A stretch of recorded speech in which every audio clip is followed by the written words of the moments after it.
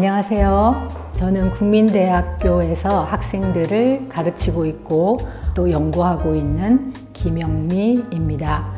오늘 여러분들에게 제 연구를 소개해 드리게 돼서 대단히 기쁩니다.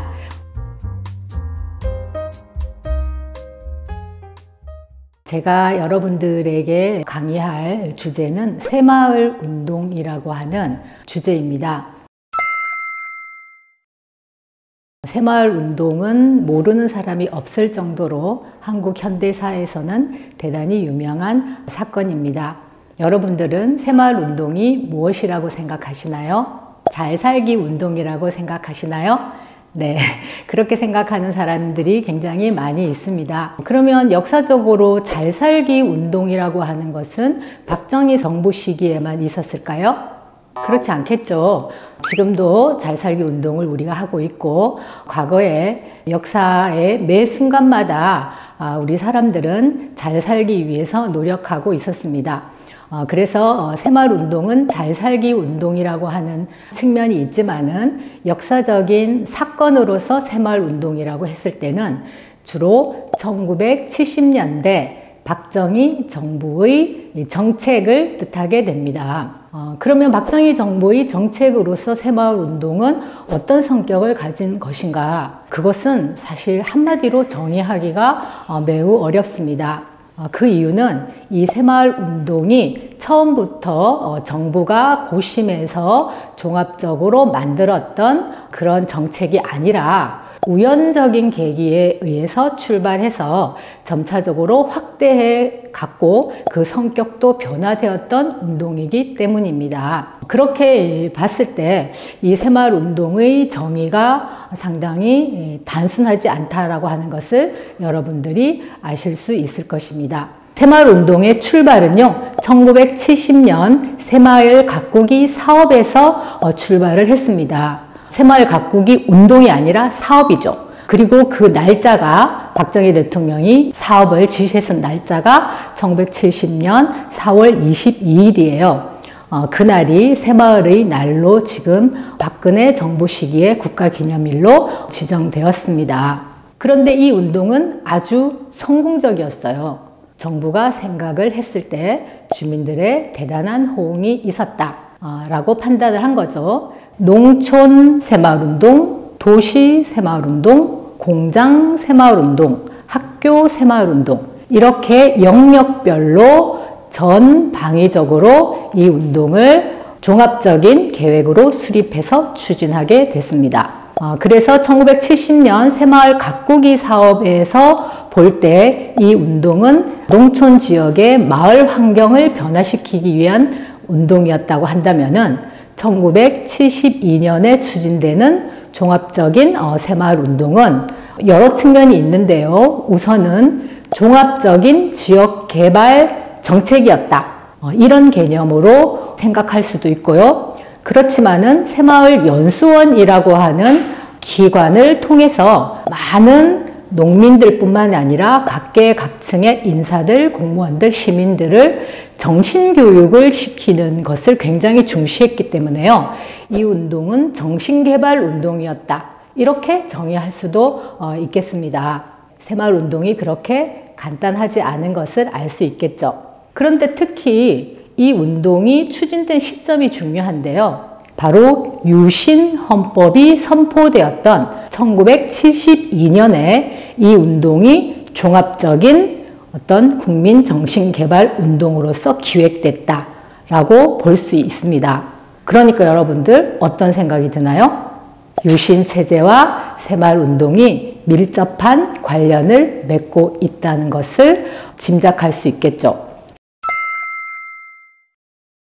실제로 새마을 운동이라고 하는 것은 유신 체제기에 진행이 됨으로써 유신 체제라고 하는 헌법 질서를 뒤엎은 독재 체제를 정당화하는 대단히 긍정적인 그런 이미지를 만들어냈던 그런 정치적인 효과를 낳았다라고 볼 수가 있습니다. 그래서 박정희 정부를 높게 평가하고 박정희 정부 시기를 긍정적으로 보이려고 하는 역사적 시도에서 유신체제를 내세우지 않습니다. 대신에 유신체제기에 진행되었던 이 운동을 대단히 긍정적인 운동이라고 부각시킴으로써 박정희 정부의 암흑기라고 볼 수 있는 1970년대를 긍정적인 역사적인 국면으로 만들어내려고 하는, 창출하려고 하는 시도를 한다고 볼 수 있습니다. 대표적으로 박근혜 정부 시기에 이 새마을 운동은 대단히 현창되게 되는데요. 영남대학교에 새마을 학과가 만들어지고 새마을 학이라고 하는 일종의 학문까지 정립을 하고 새마을 운동을 세계에 수출하려는 그런 시도들을 경상북도에서 하게 됩니다. 그래서 이 운동은 복합적인 성격을 가지고 있는데요. 역사는 그렇게 단순하지가 않죠. 흑과 백이 아니라 긍정적인 것, 부정적인 것, 대단히 다면적인 모습을 가지고 있기 때문에 이 새마을 운동은 평가 부분에서 많은 논쟁을 유발해 왔다고 볼 수가 있습니다. 네, 그러면은 이 새마을 운동의 이제 평가 부분에서요, 박정희 대통령에 대한 평가가 대단히 양면적이죠. 박정희 대통령은 우리 경제 개발을 성공시킨 어떤 영웅적인 지도자다라고 평가하는 사람들도 있습니다. 그에 반해서 박정희 정부는 4.19로 인해서 만들어진 민주 헌법적인 질서를 쿠데타로 무너뜨리고 군사정부를 수립했으며 특히 1970년대는 유신체제를 선포해서 대통령 직선제를 폐기하고 국회의원 3분의 1을 대통령이 지명해서 물론 국회의 승인을 받아야 했지만은요, 대통령은 입법, 사법, 행정권의 우위에서는 초헌법적인 그러한 존재로서 군림하였습니다. 그렇기 때문에 박정희 정부 시기에 이런 정치체제를 독재체제라고 하면서 박정희 정부를 비판하는 그러한 견해들도 상당히 많이 제기되어 왔습니다. 이러한 평가 논쟁이 있는 것처럼 새마을 운동에 대해서도 극단적인 평가가 있어 왔습니다. 먼저 새마을 운동을 긍정적으로 보는 것은 새마을 운동 시기에 농촌의 환경이 크게 개선되었다. 농촌의 소득도 증대되었다. 그리고 농민들은 하면 될 수 있다 라고 하는 어떤 신념을 갖게 됐다. 정리하자면 농촌 근대화가 이루어진 것이 바로 이 새마을 운동 때문이다 라고 하는 긍정적인 평가가 있습니다. 그에 반해서 새마을 운동은 농민들이 역사적으로 형성되어 온 농민들의 자치문화, 농촌 사회의 자율성, 이 부분을 크게 훼손했다. 이 때문에 농촌은 자본주의 사회에서 경쟁력 있는 그러한 산업이 되지 못하고 정부의 집중적인 지원을 받았던 1970년대에는 어느 정도 괜찮은 면이 있었지만 이 시기에도 부단히 농민들은 농촌을 이탈했기 때문에 결국 한국 농촌 근대화의 실패는 박정희 정부의 권위적인 새마을 운동의 결과물이었다라고 바라보면서 새마을 운동은 농촌 근대화 운동의 측면보다는 권위적인 박정희 정부의 지배체제를 유지하기 위한 권위적인 주민동원 체제였다라고 바라보는 견해가 존재합니다.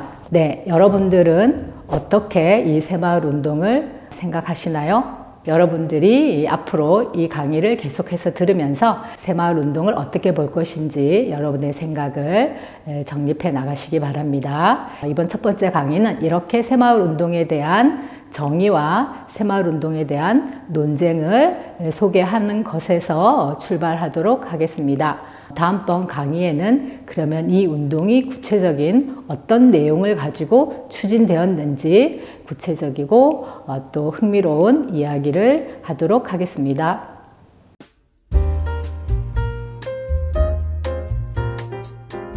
안녕하세요. 오늘은 새마을 운동의 배경에 대해서 살펴보도록 하겠습니다. 새마을 운동은 어떤 운동이라고 그랬나요? 1970년대 박정희 정부의 농촌 새마을 가꾸기 사업에서 종합적인 지역개발 사업으로 그리고 전 국민적인 정신개발 사업으로 확대된 운동이라고 말씀을 드렸습니다. 그렇다면 1970년대 박정희 정부는 왜 이런 사업을 시작했을까요? 네, 그 원인에 대해서 살펴보겠습니다. 이 1970년대는요, 박정희 정부에게는 큰 위기가 있었습니다. 일단 경제적인 측면에서 보자면요, 도시와 농촌 간의 격차가 대단히 커졌다라고 하는 문제입니다. 박정희 정부는 쿠데타 수립 이후에 경제개발 5개년 계획을 수립하였고요. 그 경제개발 5개년 계획은 대단히 성공적이었습니다. 그랬기 때문에 경제개발 5개년 계획으로 도시에서는 공장도 설립되고 많은 노동자들도 생겨났지만은요, 이런 경제개발 계획의 그 성과는 도시 중심으로 그 혜택이 돌아갔다라고 볼 수가 있습니다. 그런데 사실 우리나라는 농업국가였잖아요. 그러니까 1950년대까지만 하더라도 농촌이 도시보다 더 잘 살았다라고 보시면 됩니다. 왜냐하면 소득이 나오는 부분은 땅에서 농사를 지어서 소득이 나오기 때문에 부자다라고 이야기를 하면은 땅을 많이 가진 사람이 부자겠죠. 그렇기 때문에 땅을 많이 가진 지주의 아들, 딸들이 유학을 가서 도시에서 대학도 다니고 그렇게 했습니다. 그리고 그들은 대학 졸업을 마치고 본인의 과업이 있는 바로 자신의 고향 마을로 돌아와서 농업을 경영하면서 자신의 미래를 꿈꿨죠. 그런데 1960년대 새로운 상황이 발생을 한 것입니다. 1960년대 경제개발 5개년 계획으로 공업이 발전하게 되니까 도시를 선택했던 친구들은 도시에서 취업을 해서 어떤 일정한 수입을 얻어서 성장하고 발전하지만은 농촌을 선택했던 사람들은 농촌은 도시보다 훨씬 더 지체되어 있었던 것이죠.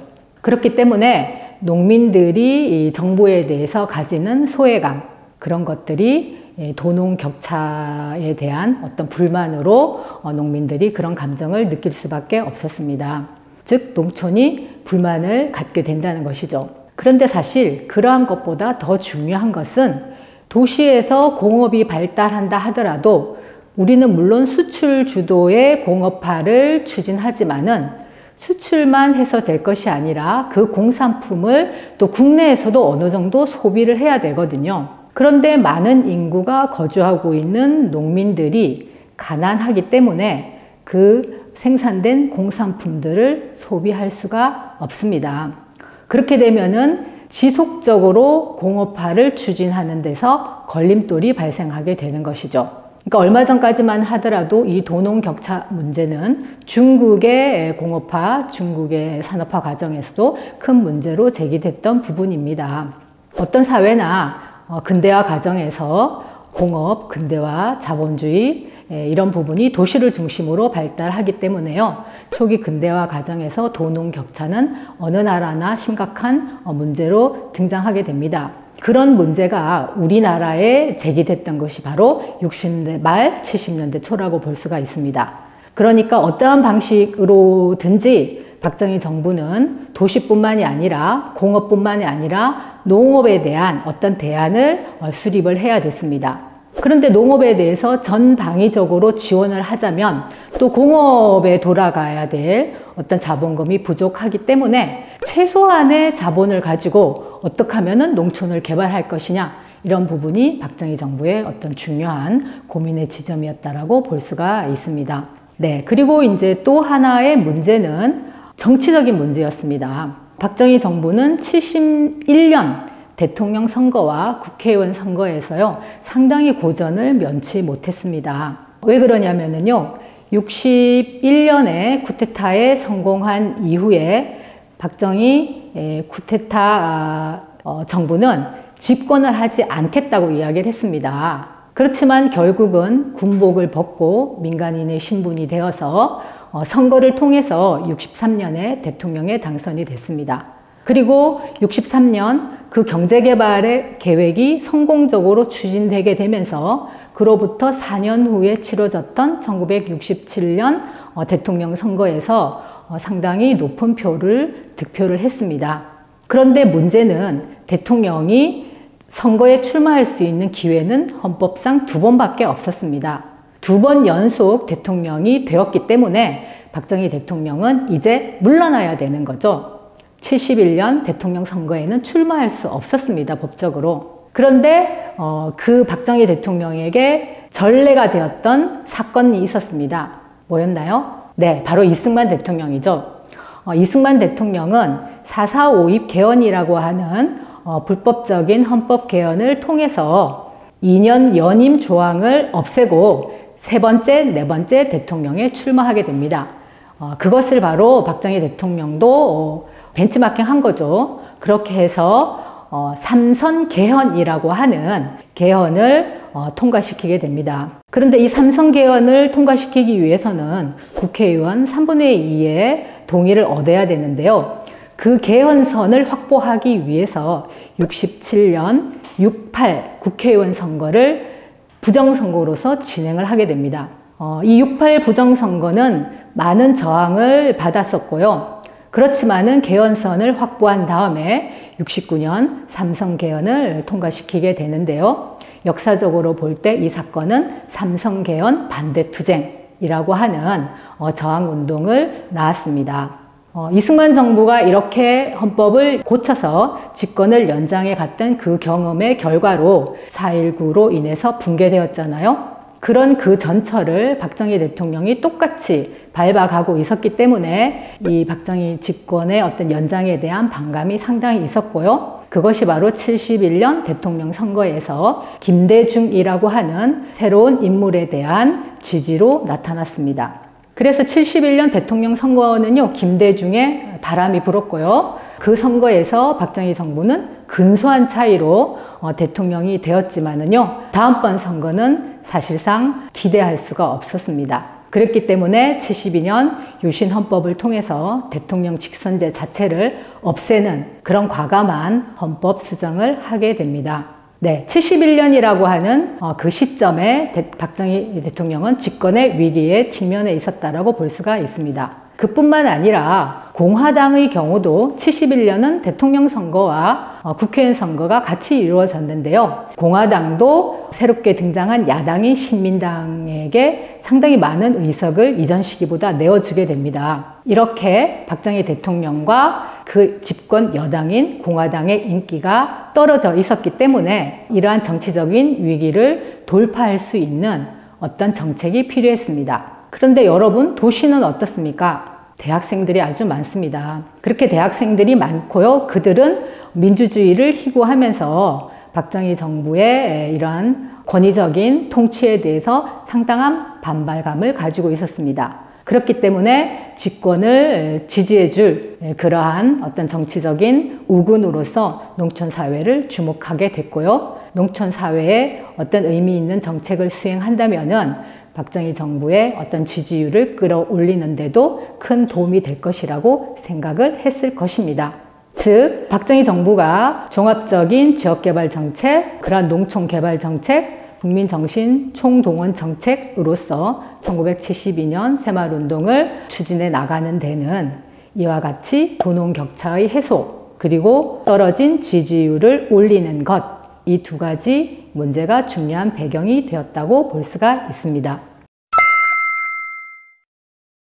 네, 그렇다면은 농민들의 경우에는 어땠을까요? 박정희 정부 시기에 농민들은 새마을운동에 상당히 반발도 하지만은 긍정적으로 참여하는 모습을 보입니다. 그러나 농민들과 박정희 정부는 일치하면서도 다른 점이 있는 것이죠. 농촌을 근대화하고 개발하고 잘 살게 한다라고 하는 것은 양측 모두 원하는 바였습니다. 그러나 박정희 정부가 더 중요했던 것은 농촌이 근대화되고 잘 사는 것보다는 자신의 정치적인 위상을 높이는 문제, 정치적인 동기가 더 중요하게 작용을 했기 때문에요. 새마을운동을 진행을 할 때 가시적인 성과를 중심으로 사업을 추진하려고 했고요. 농민들의 경우에는 정말 농촌이 잘 사는 문제가 중요했기 때문에 소득증대라든지 이런 부분에서 훨씬 더 많은 관심을 보였습니다. 그렇기 때문에 새마을운동기의 모습을 보면은요, 농민들이 새마을 운동을 열심히 했다라고 이야기를 하지만은요, 이 시기에 농민들은 새마을 운동에 대해서 저항을 하면서 눈속임을 하는 경우가 상당히 많았습니다. 왜냐하면 그들이 생각을 할 때 박정희 정부에서 시키는 농업 정책이 결코 농가 소득을 확대시킨다라고 볼 수 없는 정책들이 많았다라고 하는 것입니다. 대표적으로 보리 심기인데요. 보리를 심으라고 권장을 하면서 벼와 보리의 어떤 두 가지 작물을 심어서 소득을 증대하라고 하지만 그 지역은 보리가 별로 자라지 않고 보리보다는 고추 농사가 훨씬 더 소득 증대에 유리하고 자신의 토질이 맞다라고 생각하는 그러한 농민들은 보리를 심는 척 하다가 다 뽑아버리고 그 자리에 고추 모종을 심고 나중에 보리 매상을 할 때는 경상도에서 보리를 사와서 정부에게 수매하는 이런 눈속임을 하게 됩니다. 그 다음에 새마을 사업에 나오라고 해도 농번기에 새마을 청소를 하자라고 하면 농민들이 잘 나왔을까요? 네, 일기 자료를 보면 잘 나오지 않습니다. 그런 경우에 청소가 잘 진행되었다라고 이야기를 하지만요, 실질적으로 농민들의 참여율은 대단히 낮았습니다. 즉, 새마을 지도자나 농민들은 정부의 정책에 순응하기도 하지만은요, 손해가 된다라고 생각했을 때는 영리하게 그 정책을 저항하고 눈속임을 하고 정부를 속이는 그러한 행위도 서슴없이 했습니다.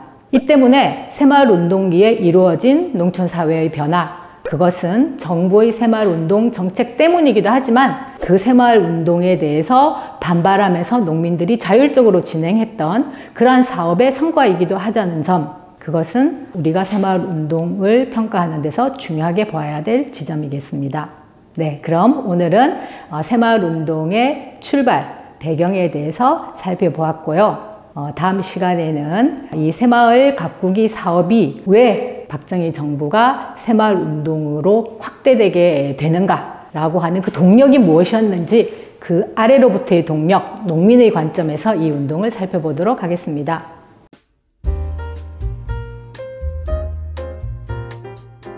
안녕하세요. 오늘은 새마을 가꾸기 사업이 왜 성공했느냐, 그 요인에 대해서 한번 살펴보도록 하겠습니다. 지난 시간까지 주로 박정희 정부에 대해서 초점을 맞추었다면요, 오늘은 박정희 정부에 호응했던 농민층에 대해서 한번 살펴보도록 하겠습니다.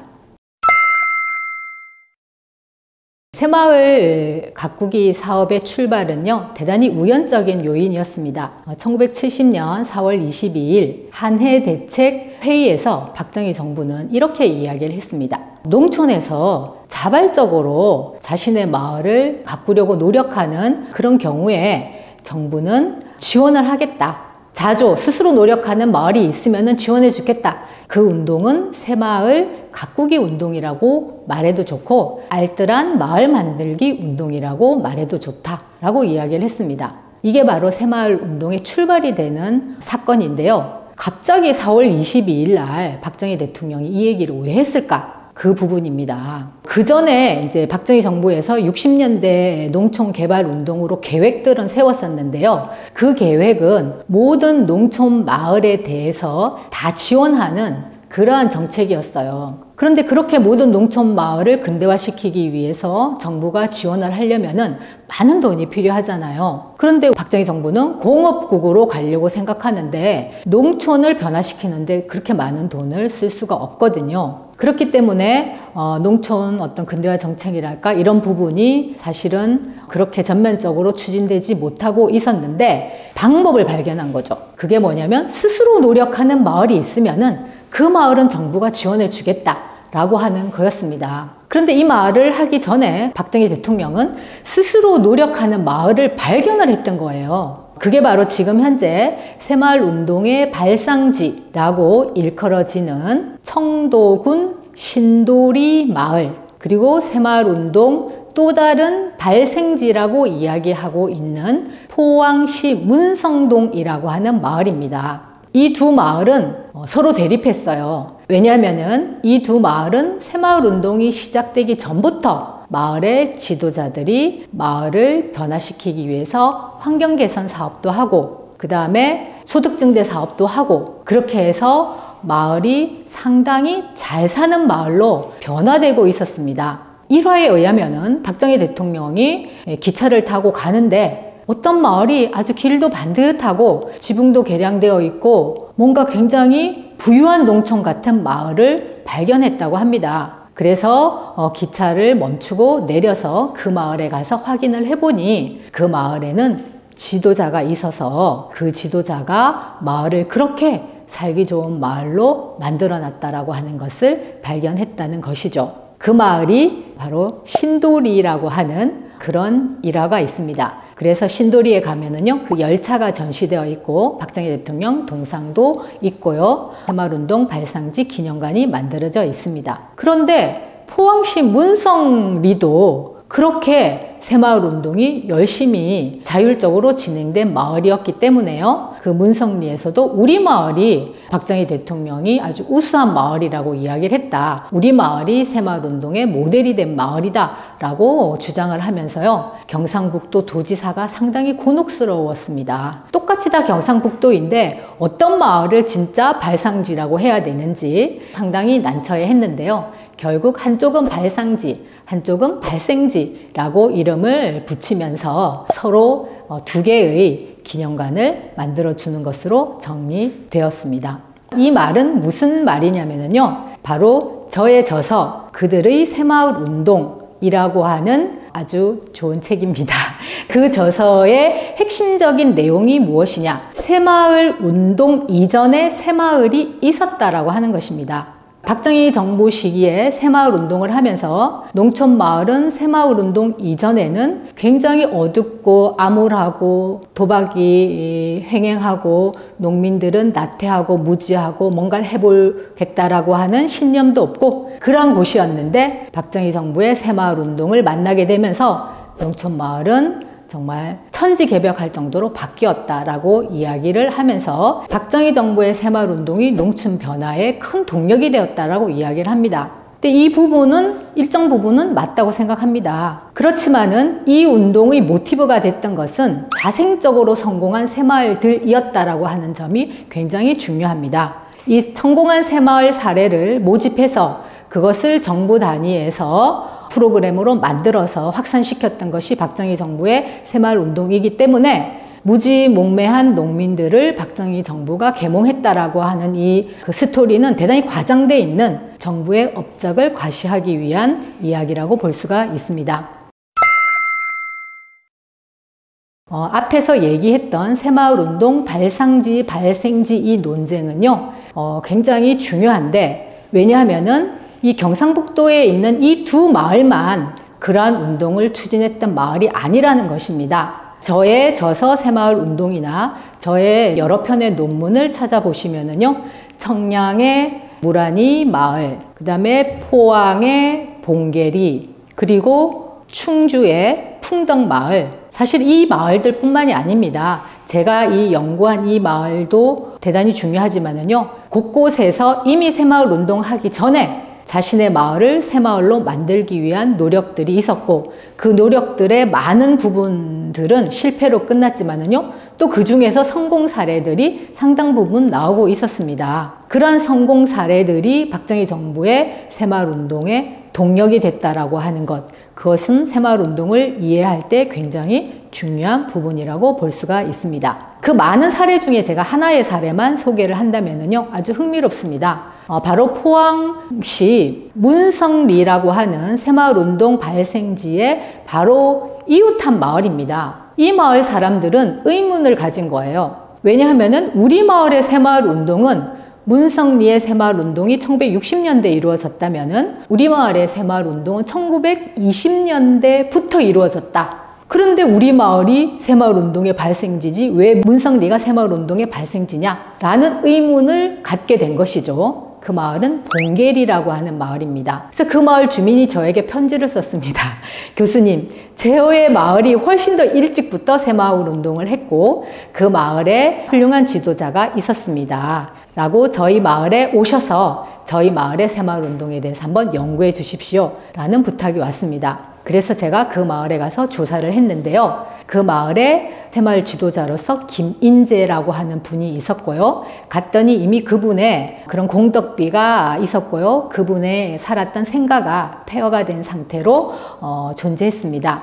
제가 사진으로 찍어서 이렇게 여러분에게 보여드리는 바로 이 사진입니다. 그런데 이제 이 마을은 일제가 생각을 했을 때 너무 성공적이고 훌륭한 마을 개발 사례라고 해서 일제 시기에 1932년 교과서에 이 마을의 사례가 실렸습니다. 그러니까 해방이 되니까 일제 식민지의 교과서에 실렸다라고 하는 그 이유 때문에 이 마을 사람들은 자신의 마을의 이런 업적에 대해서 이야기하지 않고 마치 이 운동을 주도했던 김인재라고 하는 이 지도자가 친일파인 것처럼 생각이 될까 두려워서 그분의 업적에 대해서 잘 이야기하지 않았습니다. 그런데 사실 일제 시기에 진행되었던 그 일이 이후에 다음번에 여러분의 강의에 소개하겠지만 일본이 추진했던 농촌진흥운동과 유사하다고 해서 그 운동을 일본의 정책의 산물이라고 평가하는 것은 잘못된 평가입니다. 식민지 시기 내에서도 얼마든지 마을 단위의 그런 자발적인 운동들이 있었고요.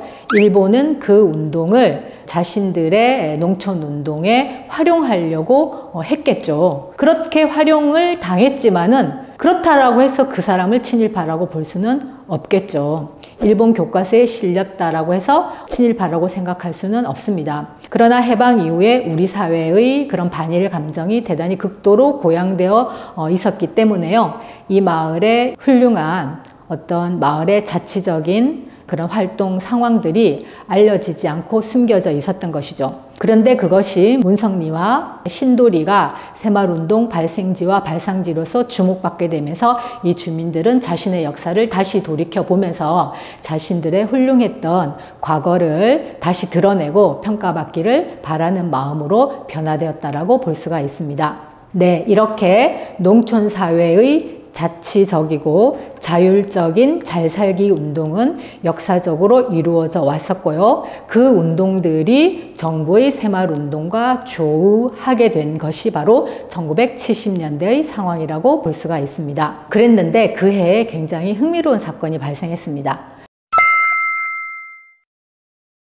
바로 시멘트가 수출이 안 돼서 재고가 상당히 남았는데요. 그 재고 시멘트를 박정희 대통령이 이 새마을 가꾸기 사업에 무상으로 지원하도록 했습니다. 이 아이디어는 새마을 운동으로 확대되는 굉장히 중요한 계기점이 되는데요. 전국에 농촌 마을이 약 33,000개의 마을이 있습니다. 그 마을에 시멘트 약 300포대를 다 일률적으로 배분하고 그 시멘트를 잘 사용하는 마을은 다음에 또 준다고 해라 라고 이야기를 한 거죠.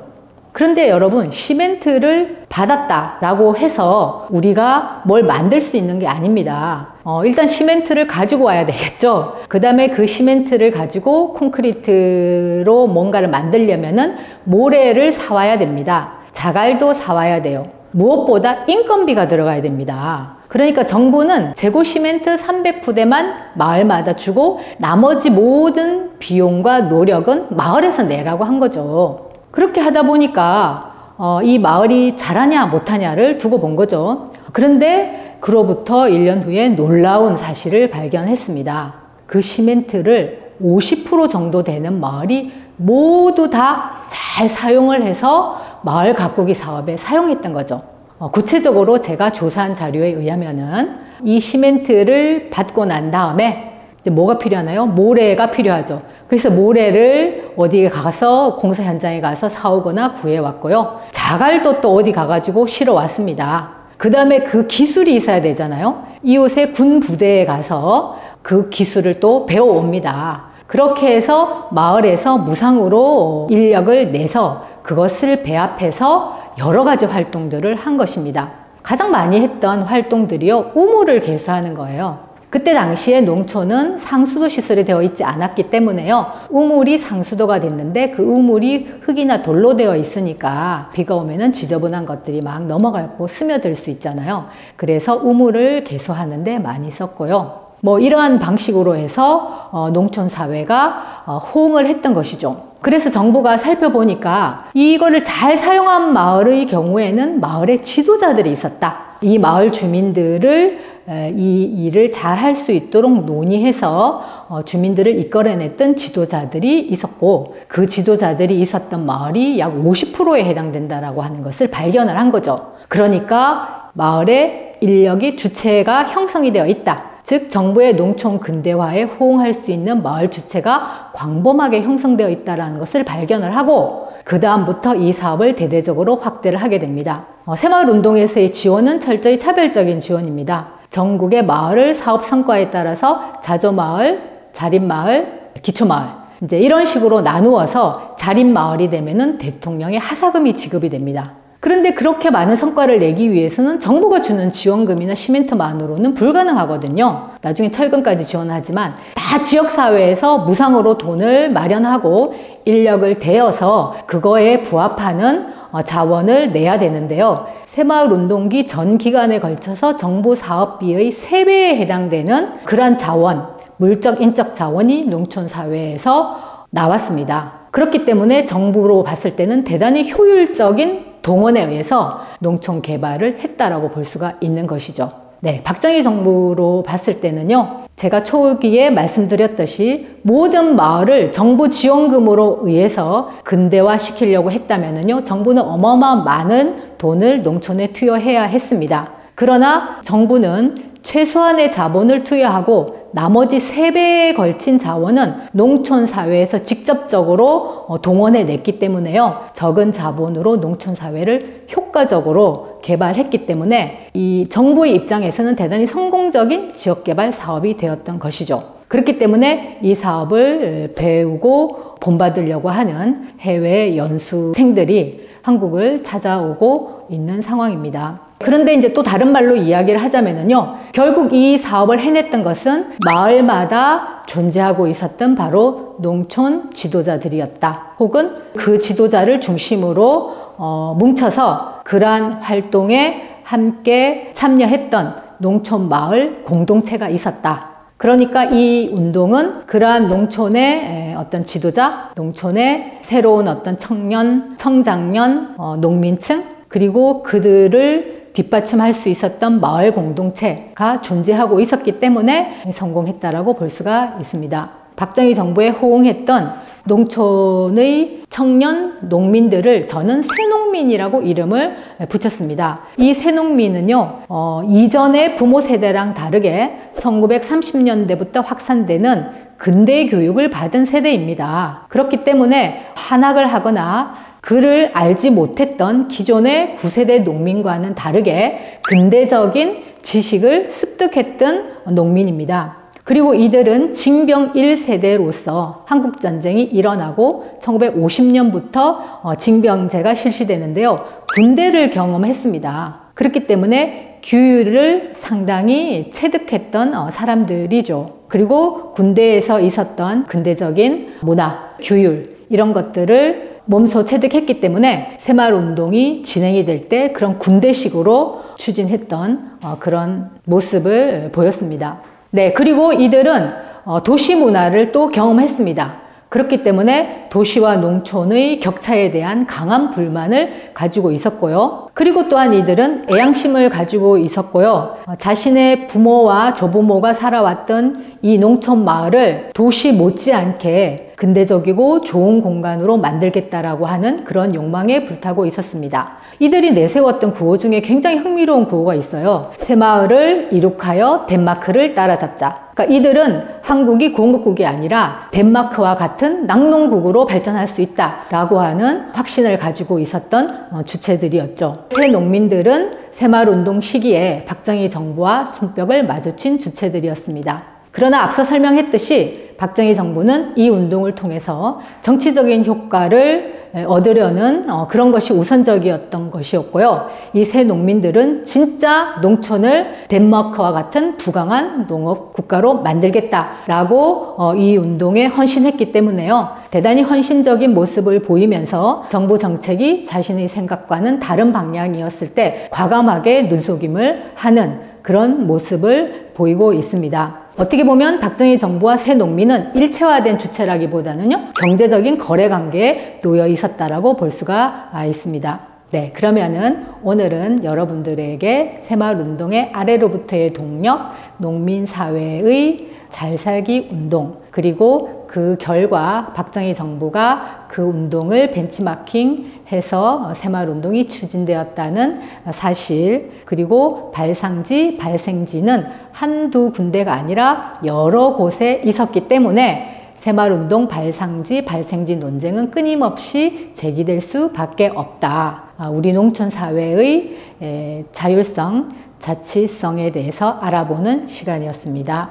다음 시간에는 또 하나의 흥미로운 주제를 가지고 여러분을 찾아뵙겠습니다. 그것은 일제 시기에 진행되었던 새마을운동과 대단히 유사했던 농촌진흥운동에 대해서 소개하고 그 운동과 새마을운동의 연속성에 대해서 살펴보도록 하겠습니다.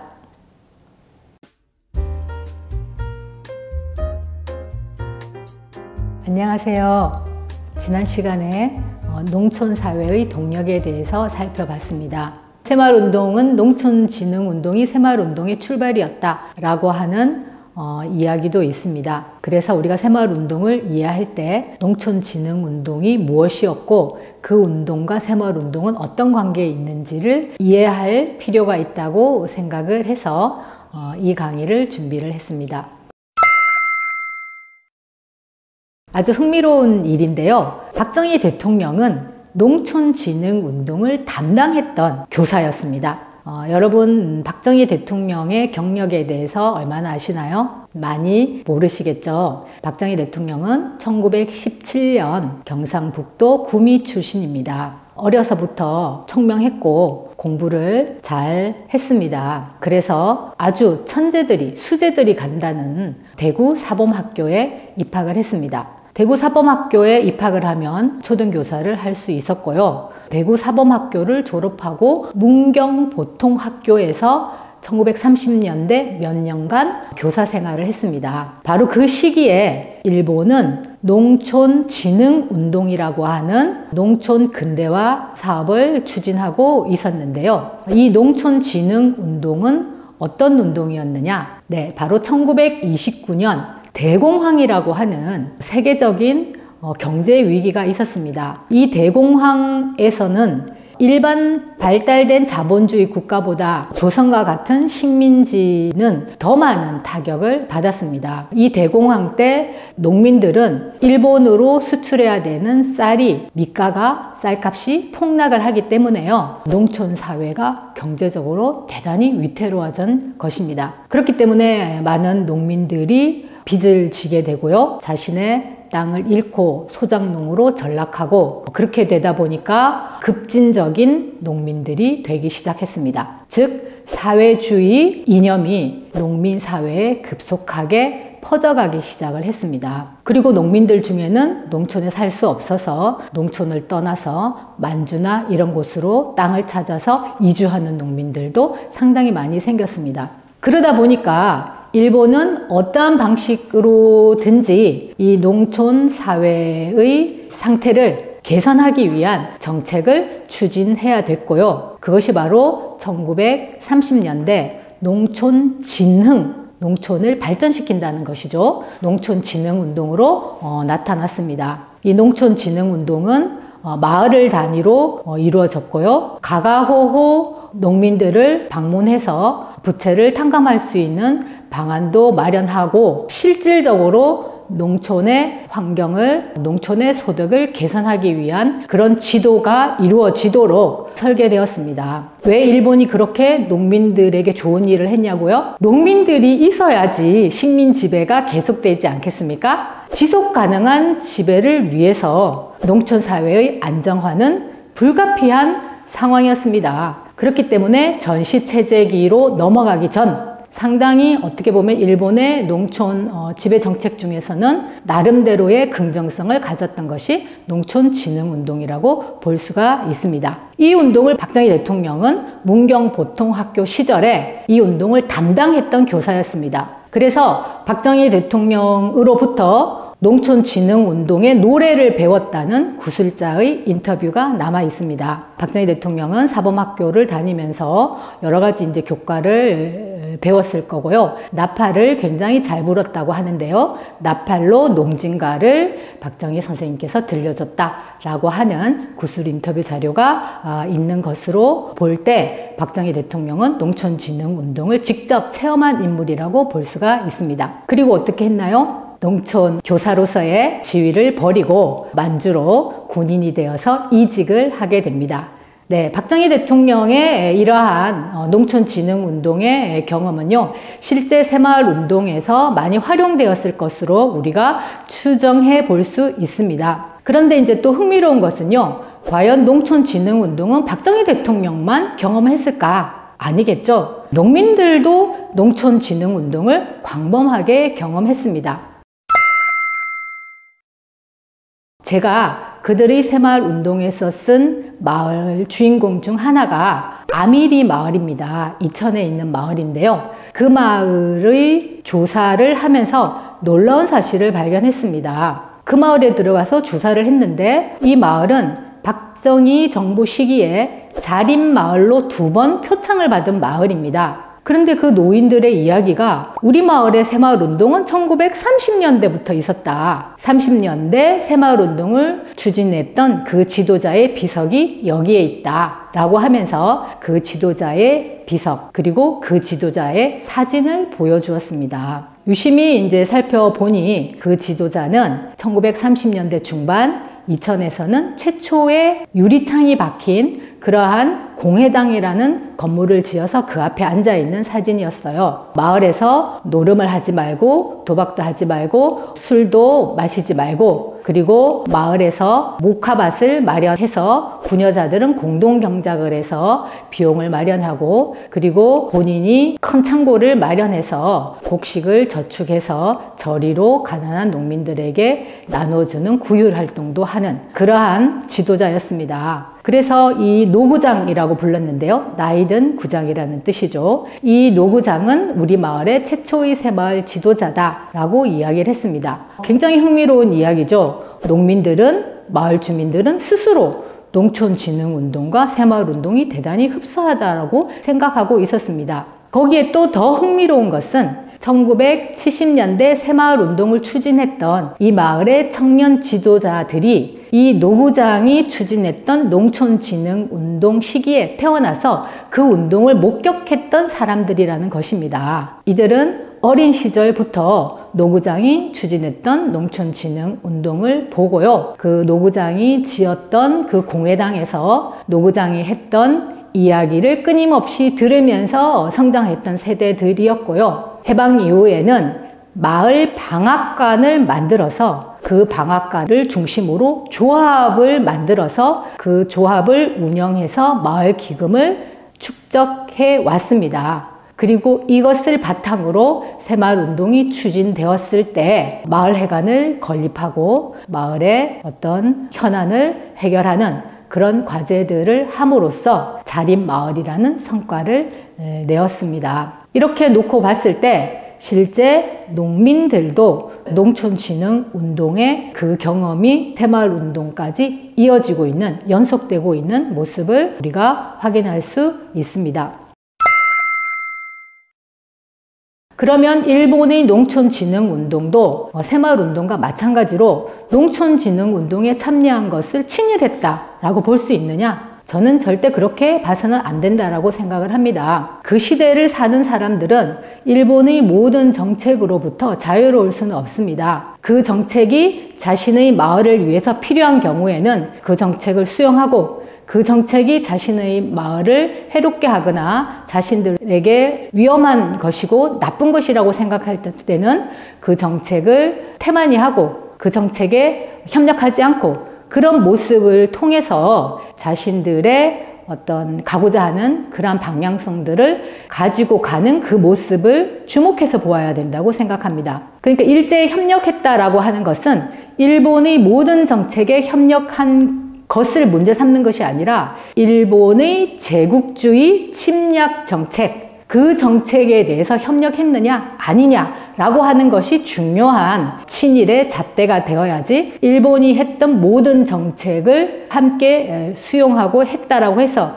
그것을 친일이라고 평가할 수는 없다. 그렇게 평가한다면 일제 시기를 살아갔던 모든 사람들이 친일의 잣대에서 자유로울 수 없다라고 볼 수가 있습니다. 그런 면에서 일제 시기 아미리의 이 농촌진흥운동을 이 마을이 친일을 했다라고 평가하기보다는 그 마을을 변화 발전시키려고 하는 그러한 노력들이 있었고요. 그 노력들은 농촌진흥운동이라고 하는 일본이 실시했던 그 운동이 나름대로 자신의 마을에서는 긍정적인 역할을 한다라고 생각했기 때문에 거기에 대해서 호응을 하면서 정책을 수용했다라고 볼 수가 있습니다. 물론 이 지도자의 내면의 모습을 알 수는 없습니다. 그는 해방이 되기 전에 사망했기 때문에요. 그 인물에 대해서 정확하게 평가할 수 없지만은요. 이 농촌진흥운동은 많은 마을들이 농촌진흥운동에 참여했다라고 볼 수가 있고요.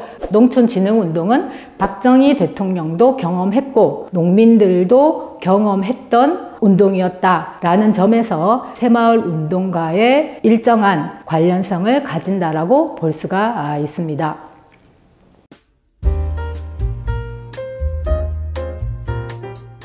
안녕하세요. 지난 시간에는 농촌진흥운동과 새마을운동의 관계에 대해서 살펴보았습니다. 이번 강의에는 새마을운동 하면은 또 빼놓을 수 없는 운동이 있습니다. 바로 4H 운동입니다. 제가 새마을운동 강의를 갔을 때 어떤 어르신들이 손을 들고 이야기를 해요. 4H 운동이 중요한데 왜 교수님이 4H 운동 이야기를 안 하냐고. 네, 그렇습니다. 4H 운동은 새마을운동과 아주 밀접한 관계에 있는 운동입니다. 그래서 오늘은 그 관계에 대해서 살펴보도록 하겠습니다. 4H 운동은 사실 지금까지도 이루어지고 있는 운동입니다. 이 운동은요, 미국에서 시작된 운동인데 우리나라는 해방 이후에 미군정 시기를 경험하게 됩니다.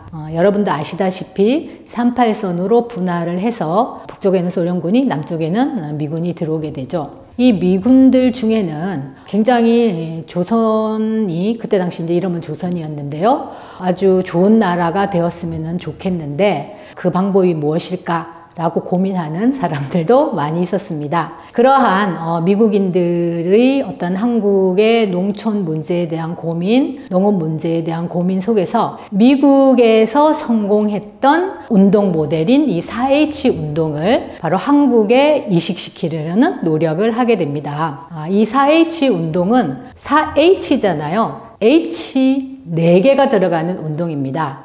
4H는 머리, 손, 마음, 건강, 육체. 네, 이렇게 헤드, 핸즈, 하트, 헬스의 바로 이 약자입니다. 그렇게 4가지를 다 기르는 그 운동인데요. 미국에서 이 운동이 시작이 된 것은 미국의 초기 산업화 시기에 미국 역시 공업과 도시가 발전하게 되면서 농촌의 인구가 도시로 빠져나가기 시작했습니다. 그랬을 때 미국에서 이 농촌 청소년들에게 농업에 대한 자부심을 심어주고 농업 기술을 농촌 청소년들에게 실용적인 기술을 가르치기 위해서 이 4H 운동을 벌이게 되는데요. 나름대로의 어떤 성공적인 효과를 보았습니다. 그래서 1947년부터 미군정 시기부터 우리나라에 시작되는 4H 운동은요, 아주 작은 마을에서부터 시작되어서 점차적으로 확산되어 나갔는데 기본적으로는 농촌의 청소년 운동이라고 볼 수 있습니다. 청소년 계몽 운동이죠. 특히 초등학교의 경우에는 많은 학생들이 다니고 있었지만은 초등학교 졸업한 이후로는 학생들이 이제 진학을 하기가 굉장히 어려웠습니다. 그런 학생들을 대상으로 다양한 농업 기술 교육을 시켜서 그 학생들이, 그 청소년들이 농촌에 자리 잡고 살 수 있도록 그러한 청소년 교육을 시켰던 것입니다. 그래서 저는 이 4H 운동이라고 하는 것이 처음에는 되게 관주도의 운동이다, 그렇게 생각을 했는데 실제 마을에 들어가서 구술자들의 인터뷰를 하면서요, 굉장히 자발적으로 진행된 운동이라고 하는 것을 알았습니다. 제가 만난 사람들 중에서요, 경기도 화성 지역의 정자리에서 이 4.27 운동을 했던 남매를 만났습니다. 조정희라고 하는 분과 조한규라고 하는 분인데요. 이 두 남매는 지금까지 농업 기술을 친환경적인 농법을 개발을 해서 한국 농촌사에서는 주목할 만한 그러한 농업 연구가라고 볼 수가 있습니다. 그러니까 이들은 초등학교를 졸업하고 진학을 하지 못한 상태에서 4.27 운동을 만났습니다. 이 4.27 운동을 하는 과정에서 여러 가지 양계, 소를 키우는 방법, 그다음에 농사 짓는 방법, 이런 것들을 배워서 어떤 새로운 농법을 개발을 해서 농업 연구 및 농민으로서 성장을 하게 되는데요. 이분들의 이제 인터뷰에서는 4.27 운동을 만나지 않았으면은 자신은 이런 훌륭한 어떤 농업가로서 성장하지 못했을 것이다. 4.27 운동은 학교를 가지 못하는 자신들에게 너무나 빛과 같은 존재였다라는 이야기를 들었습니다. 그런데 사실 이 4.27 운동이라고 하는 것은 마을마다 청소년 조직이 특히 1950년대 중반부터는 대단히 확대되는데요. 이 청소년들을 누가 지도했느냐라고 할 때 4H 자원 지도자라는 사람들이 있었습니다. 사실 새마을 지도자는 많은 사람들이 알지만은요, 4H 자원 지도자에 대해서는 잘 모르는데, 제가 앞에 강의에서 이야기를 했듯이 1950년대는 농민의 자식으로서 도시에 유학을 가서 고등교육을 받은 다음에 다시 가업을 잇기 위해서 자신의 농촌 마을로 돌아온 청년들이 상당히 많았습니다. 이들은 자신의 농촌 마을을 위해서 무엇을 할 것이냐라고 고민을 하면서 이 4.27 운동을 이용을 했습니다. 이 4.27 운동에서 이 마을 청소년들을 지도하는 일종의 선생님이죠. 그들은 무보수로 청소년들 지도하는 4.27 자원 지도자로 자임하고 나섰고요. 굉장히 많은 자원 지도자들이 있었습니다. 그러니까 그들에 의해서 농촌 마을에 4.27 조직들이 만들어지고 청소년들이 어떤 학교 바깥에서 농업 교육을 받을 수가 있었습니다. 그리고 이제 흥미로운 것은요, 이 4.27 운동을 경험한 청소년들이 1970년대 새마을 지도자가 된다는 것입니다. 그러니까 새마을 지도자들의 대다수는 청소년 시기에 마을 4.27 운동을 했던 사람들이라고 볼 수가 있습니다. 그렇게 놓고 보면은 농촌 근대화라고 하는 것이 비단 1970년대만 이루어진 것이 아니라 1950년대, 60년대, 특히 4.27 운동이라고 하는 전국적인 마을 단위의 조직과 함께 확산되고 있었다라고 볼 수가 있습니다. 이 4.27 운동은 처음에는 자발적으로 시작을 했지만은요, 대단히 효과적이라는 것을 발견하고 정부가 주도해서 적극적으로 이 운동을 보급시키고, 특히 1960년대 박정희 정부 시기에 오면은 거의 모든 마을에 4.27 운동이 추진이 되면서 자발적으로 진행을 했을 때보다는 훨씬 더 관주도적 성격을 많이 가졌습니다. 어떻게 보면은 1960년대까지 4.27 운동은 나름대로의 의미를 가졌고요. 70년대부터는 오히려 4.27 운동이 큰 효과가 없었다라고 볼 수 있는데, 그 이유는 무엇일까요? 네, 그 이유는 학교를 가지 못하는 청소년이 이제 거의 없어졌다라고 하는 것이죠. 그러니까 1950년대만 하더라도 초등학교를 졸업하거나 초등학교를 중퇴한 그러한 청소년들이 마을에 대단히 많이 있었지만은 60년대, 70년대로 가면서 이 학생들이 다 중고등학교로 진학을 했기 때문에 4.27 운동이라고 하는 4.27 클럽이라고 하는 조직을 통해서 학교 밖 교육을 할 청소년의 대상이 대단히 축소되었다라고 볼 수 있습니다. 그렇기 때문에 이 운동이 꽃폈던 시기는 오히려 1950년대, 60년대 중반까지라고 볼 수가 있습니다. 네, 이와 관련해서 흥미로운 사례를 또 제가 하나 말씀드리겠습니다. 바로 충청남도 청양군 무라니 마을의 사례인데요. 이 무라니 마을에서는 바로 이런 도시에서 공부를 했던 마을 출신의 청년들이 1950년대 혹은 60년대 초반에 농촌으로 들어가 가지고는 농촌 마을을 변화시키기 위한 운동들을 했습니다. 그런데 그들이 했던 운동은 4H 운동으로 알려져 있지만은요, 정부 주도의 4H 운동과는 다른 독자적이고 대단히 자율적인 운동이었습니다. 지금 사진으로 보시면은요, 이들이 했던 사업 중에서 대표적인 게 바로 이 새마을 학원이라고 하는 마을 학교를 설립한 것입니다. 새마을, 놀랍지 않으세요? 1963년에 만들어진 이 잡지, 이 새마을 학원에서 만들어진 잡지가 바로 사진에 보이는 등불이라고 하는 이 잡지인데요. 이 등불 밑에 보면은 새마을 학원이고요. 이 책의 맨 마지막 페이지 보면은 1963년에 이 책이 만들어졌다라는 것을 알 수 있습니다. 그리고 지금 사진에 나가는 이 사진이 이 새마을 학원 학생들이 여행을 갔던 사진입니다. 당시 박정희 정부는 쿠데타 직후에 국민재건운동이라고 하는 일종의 전국 단위의 계몽운동을 벌였는데요. 이 국민재건운동본부에서 새마을학원을 찾아와서 이름을 바꿔라. 재건운동 본부에 들어와라. 재건운동 마을집으로 이름을 바꿔라 라고 이야기를 합니다. 그렇지만 이들은 왜 재건이냐? 우리는 지금 과거에 있었던 것을 재건하는 것이 아니라 과거에 없던 새로운 농촌 마을을 만들려고 하는 것이기 때문에 우리가 하는 운동의 이름은 새마을 운동이다 라고 논쟁을 벌였다고 이야기를 했습니다. 그러한 새마을을 만들기 위한 운동이기 때문에 우리는 학교 이름도 새마을 학원이라고 붙였다 라고 이야기를 합니다. 즉 제가 이 사례를 말씀드리는 것은요, 흔히 4H 운동은 관제적인 운동이다 라고 이야기를 하지만은요, 공식적으로는 4H 운동이라고 조사가 되어 있지만은 실질적으로 마을 내부에서는 이렇게 자치적이고 자율적으로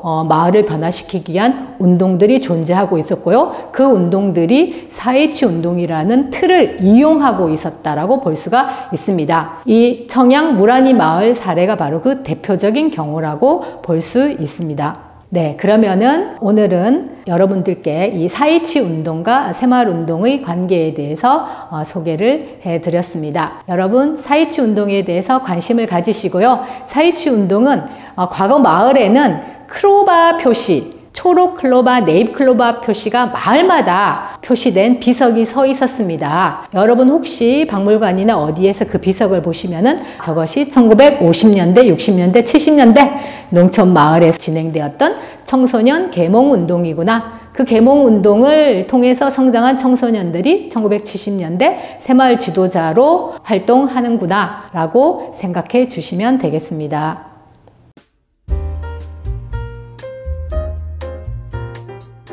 안녕하세요. 지난 시간에는 4.27 운동에 대해서 알아보았습니다. 이번에는 새마을 운동을 실질적으로 이끌었던 핵심적인 역할을 한 새마을 지도자에 대해서 여러분에게 소개하도록 하겠습니다. 새마을 지도자는 새마을 운동 시기에 선출된 새마을 운동을 담당하는 마을 지도자입니다. 여러분, 마을마다 한 명씩의 새마을 지도자를 뽑는다는 게 얼마나 엄청난 일인 줄 아시겠나요? 당시에 전국 마을이 33,000개의 마을인데요. 그 마을마다 모두 한 명씩의 대표자, 새마을 지도자를 뽑았다라고 하는 것은 새마을 운동을 풀뿌리까지 전파시키는데 어마어마한 역할을 했던 시스템이라고 볼 수가 있습니다. 이들 새마을 지도자는요, 그저 임명만 받은 존재들이 아닙니다. 이들은 새마을 운동 연수원, 새마을 연수원은 여러 차원의 연수원이 있습니다. 중앙연수원도 있고요, 지방연수원도 있는데 그 새마을 연수원에서 중앙의 경우에는 일주일간 훈련을 받습니다. 그 훈련은 새벽에 기상해서 구호부터 시작해서 밤에 잠들기 직전까지 새마을 운동이 어떤 운동이며 그 다음에 농촌에서 성공한 마을은 어떤 마을이고 왜 성공했느냐 라고 하는 성공 사례, 그 다음에 본인은 어떤 식으로 자신의 마을을 변화시키겠느냐 라고 하는 미래에 대한 설계와 다짐, 까지 아주 빡빡한 일정으로 진행된 그러한 연수입니다. 그렇기 때문에 새마을운동이 뭔지 몰랐던 사람들 혹은 박정희 정부에 대해서 비판적이었던 사람들 이 연수원에 들어가서 교육을 받고 나면은요 새마을운동이 정말 성공해야 되는 운동이다 라고 하는 투지가 생기게 되고요 박정희 정부에 대해서 대단히 충성하는 마음이 생기게 됩니다. 실제 인터뷰에서 새마을운동 연수원 가기 전까지는 공화당에 대해서 비판적이었는데 새마을운동 연수를 받고 난 다음에 공화당 지지자가 됐다 라고 하는 인터뷰와 연구 성과도 확인되고 있습니다. 그러지 않겠습니까? 농촌 어디 마을에서 정말 농민으로 살고 있는데 국가가 자신을 호명해서 그 좋은 시설에서 정말 지도자라는 이름으로 호명을 해서 이런 훌륭한 교수님들이 와서 강의를 하고 그의 미래에 대해서 격려하고 그런 활동을 한다면은 정부에 대해서 어떤 생각이 들겠습니까? 대단히 친정부적인 성향으로 바뀌게 되겠죠. 그런 면에서 이 새마을 지도자는 새마을 운동을 끌고 나가는 핵심적인 역할을 했던 인물이기도 하면서요. 또 다른 한편으로는 1970년대 공화당의 어떤 정치적인 활동을 했던 공화당 불확책으로서의 역할을 했다라고 볼 수가 있습니다. 특히 공화당원으로 평소에 활동할 필요는 없겠죠. 선거 때 공화당을 위해서 뛰는 그러한 정치적인 그런 역할도 했다라고 볼 수 있습니다. 그러면은 이 새마을 지도자와 공화당의 박정희 정부의 어떤 그 관계는 어떤 관계일까? 박정희 정부와 새마을 지도자의 관계를 보여주는 아주 흥미로운 일기 자료가 남아 있습니다. 경기도 평택시 대곡마을에서 지금까지 이제 살아계시는 분인데요. 신권식 옹이 일기를 1960년부터 2000년대까지 매일 일기를 썼습니다. 그의 일기는요, 농민일기로서 대단히 유명하고요. 경기도에서 발간을 해서 여러분들도 다 보실 수가 있습니다. 그 일기 자료에 의하면은요, 이 신권식 옹은 오히려 민주주의를 사랑하는 농촌 청년이었습니다. 4.19 때 라디오 방송을 들으면서 부정선거를 하는 이승만 정부가 하야하게 된 거에 대해서 박수를 치면서요. 그는 도시의 민주주의를 지지하면서 도시의 학교를 다니는 청년들과 같이 공감하는 4.19 세대였다라고 볼 수가 있습니다. 그런데 그는 1970년대 이 마을의 새마을 지도자가 되고 마을 이장이 되어서 새마을 운동을 추진하게 됩니다. 그 과정에서 굉장히 많은 난관을 겪습니다. 그 난관이 나오는데요. 그게 뭐냐면 새마을 운동의 중요한 그 사업 중에 하나가 길을 만드는 겁니다. 마을 내에서도 길을 만들고 큰 도로에서 마을로 진입하는 진입로를 확장하는 그런 공사를 하게 되는데요. 가장 많은 불만과 갈등이 유발되는 상황이 바로 땅을 무상으로 내놔서 길을 만드는 이 사업이었습니다. 그래서 이 새마을 길을 만드는 사업에서 신권식 옹은 도끼로 머리를 다치는 이웃이 신권식 옹을 가해를 한 거죠. 그렇게 해서 정신을 잃고 병원에 입원해서 일기가 중단되는 장면이 나옵니다. 얼마나 새마을 운동을 하는 것이 힘들었는지를 이 운동을 보면은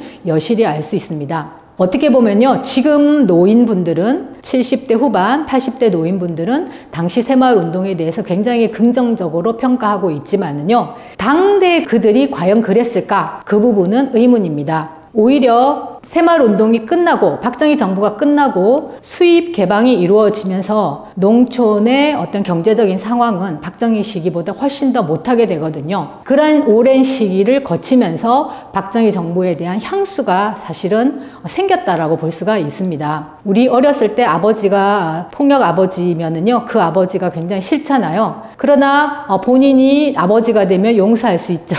아름다운 어린 시절로 기억될 수 있습니다. 어쩌면 그거랑 비슷한 상황일 수 있습니다. 이 신권식 옹의 일기를 보면은요, 신권식 옹은 새마을 운동을 추진하지만은 그렇게 이 운동에 대해서 달갑게 생각하지 않습니다. 그리고 이 새마을 운동은 유신체제기에 진행이 되면서 새마을 지도자이면서 또 동시에 공화당 불확책이었기 때문에 마을 주민들을 동원해서 사실 부정선거를 앞장서는 그런 역할을 하게 됩니다. 그런데 흥미로운 것은 그가 그 선거를 하고 돌아와서 일기장에 쓴 내용인데요. 그 내용을 보면은 이게 무슨 공정선거냐, 이게 무슨 민주선거냐, 이거 다 부정선거다 라고 하면서 자신이 공화당의 부정선거에 참여하고 동참하지만은 마음으로는 그 선거에 대해서 비판하고 유신체제에 대해서 비판하는 그러한 태도를 일기에서 확인할 수 있습니다. 그렇다면 그는 왜 공화당원이 되어서 박정희 정부의 어떤 편에 섰을까요? 네, 그건 바로 불이익입니다. 박정희 정부 시기에 그 지역에서 평택은 야당이 계속 됐었거든요. 야당 출신의 국회의원이 되니까 평택에 대한 평택의 발전이 없다. 그러니까 우리 마을이나 지역에서 공화당 편에 서지 않으면은 그 지역으로 배분되는 자금이 없다라고 하는 것입니다. 그러니까 본인 마을이나 그 지역이 개발되기 위해서는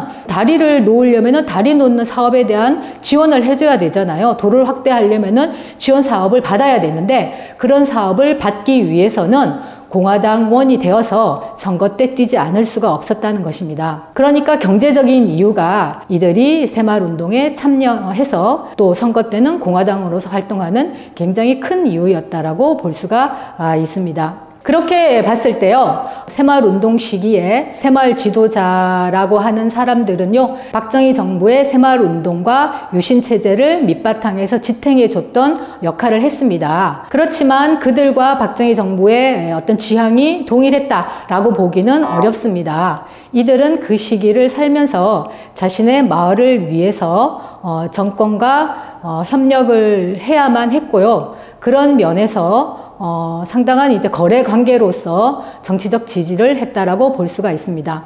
네.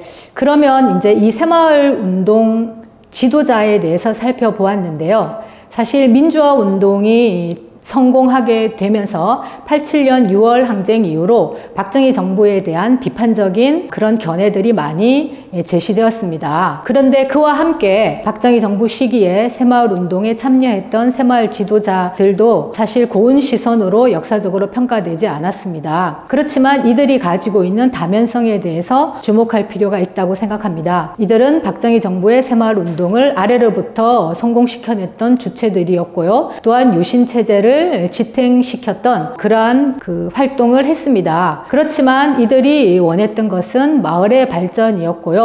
그 마을의 발전을 위해서 상당한 거래 관계로서 이들의 정치적인 행위가 이루어졌다라고 볼 수가 있습니다. 그리고 앞서서 이야기를 했듯이 신권시공의 일기를 통해서 볼 때 신권시공은 박정희 정부 시기의 일기에는 대단히 정부에 대해서 비판적이었습니다. 그런데 제가 10년 전에 일기를 읽고 신권시공을 만나러 갔을 때 신권시공은 일기의 내용을 잊어버리시고 저에게 새마을운동이나 박정희 정부에 대해서 굉장히 지지하는 발언을 하셨습니다. 그리고 제가 일기 내용을 이런 비판적인 내용이 있었다고 이야기를 했더니 그때는 그랬다고 말씀을 하셨습니다. 네, 그런 면에서 박정희 시기에 대한 이 향수는 결국은 박정희 정부 이후 시기 농촌에 대한 대책이 부재하고 농촌이 수익 개방으로 인해서 더욱더 피폐해지면서 박정희 시기에 그나마 농촌이 번영했다라고 하는 그런 평가 때문에 그 시기를 그리워하고 박정희와 새마을운동에 대해서 긍정적으로 평가하는 측면이 있지 않나라고 생각이 듭니다. 네, 오늘은 이렇게 새마을운동 지도자를 통해서 새마을운동의 한 측면을 살펴보았습니다.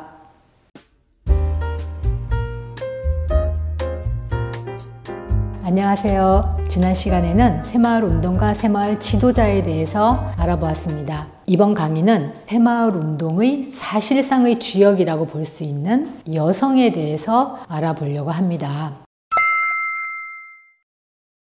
새마을운동이 여성의 참여가 없었다면요, 절대 성공할 수 없었습니다. 여성이 그만큼 새마을운동 성공 신화를 만드는데 중요한 역할을 했다는 점 여러분 말씀드리려고 합니다. 새마을운동은 마을마다 여성 지도자를 반드시 한 명씩 선출하도록 했습니다. 자, 마을에 여성 대표자 한 명이 생기는 건데요. 이것은 한국 여성 운동사에서 엄청난 사건이라고 볼 수 있습니다.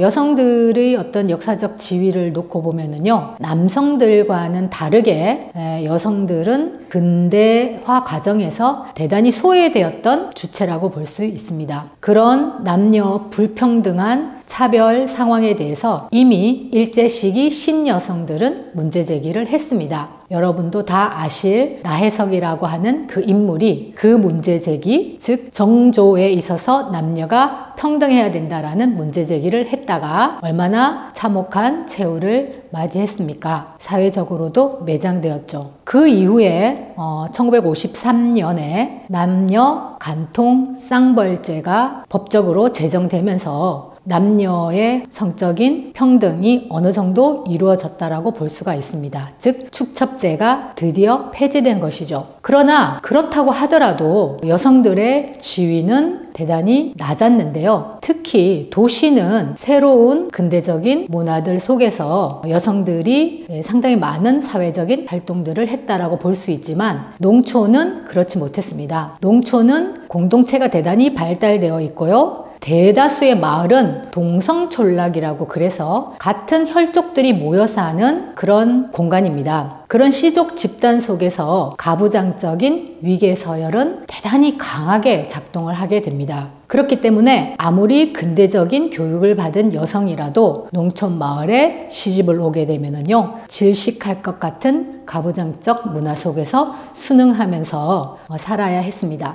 제가 인터뷰했던 분 중에 한 분이 부천 작동 마을의 종갓집 어르신을 인터뷰한 적이 있는데요. 그 어머님이 신여성이었습니다. 일제 시기에 작동에 시집을 왔지만은 백화점에서 커피를 사다가 마실 정도의 신여성이었는데요. 그 어머니의 집안은 계명한 집안이었는데 어머니가 시집온 집안은 도사 집안이라고 그래서 아주 권위 있는 양반가 집안이었습니다. 양반가 집안일수록 어떻겠어요? 여성들이 살기에는 굉장히 억압적인 그런 가부장제가 작동합니다. 그러니까 어머니를 만나러 온 오빠가 반팔 원피스를 사가지고 왔어요. 여동생에게 선물을 한 거죠. 그런데 그 어머니는 그 반팔 원피스가 너무나 입고 싶지만 어디 입을 수가 없습니다. 당시 일제 시기만 하더라도요, 여성이 반팔 옷을 입고 팔을 낸다든지 종아리를 내놓는다든지 이런 것이 농촌 사회에서는 있을 수가 없었다고 합니다. 그래서 밤 12시쯤 노비를 데리고 반팔 원피스를 입고 뒷뜰을 걸었다고 합니다. 그 어머니는 죽어서 이런 유언을 남겼다고 해요. 나는 이 집 선산에 묻지 마라. 나는 그냥 뒷산에 묻어라. 나는 죽어서도 이 집 기수는 되고 싶지 않다. 라는 유언을 남겨서 그 어머니의 묘소만 선산에 없다고 합니다. 이런 식으로 농촌 사회의 가부장 문화는 대단히 강하게 존속됐고요. 50년대, 60년대도 마찬가지였습니다. 그런데 새마을 운동이 시작되면서 박정희 대통령이 모든 마을에 여성 지도자 한 사람을 다 선발하라고 했습니다. 어떡하겠어요? 국가가 명령하니까 선출할 수밖에 없었죠. 그렇게 해서 농촌 마을에 여성 지도자, 부녀회가 만들어지고요. 부녀회장인 여성 지도자가 한 명씩 선출되었습니다. 그것을 모든 마을을 계산을 해보십시오. 전국에 33,000개의 마을에서 여성 지도자 한 사람씩이 다 선출되었다라고 볼 수 있고요. 그 여성 지도자가 어쨌든 마을 회의에 참가를 하게 되고요. 부녀회 활동을 하면서 마을의 공식 행사를 주관하게 됩니다. 이것은 여성의 권리의 측면에서 여성은 사적 영역에서 공적 영역으로 진출하게 됐다라고 볼 수가 있습니다. 그런데 이 여성 지도자에 대해서도 박정희 정부는 똑같이 연수를 시킵니다. 남성 지도자들이 일주일 연수를 받았다면요, 여성 지도자들은 4박 5일 정도의 조금 짧은 연수 기간을 거쳤는데요. 단 한 번 친정을 갈 때도 허락을 받기 힘들었던 그 사회에서 새마을 연수를 간다고 해서 집을 떠나 연수원에서 그렇게 몇 박 며칠 연수를 받는 그런 상황은 거의 혁명적인 상황이라고 볼 수가 있습니다.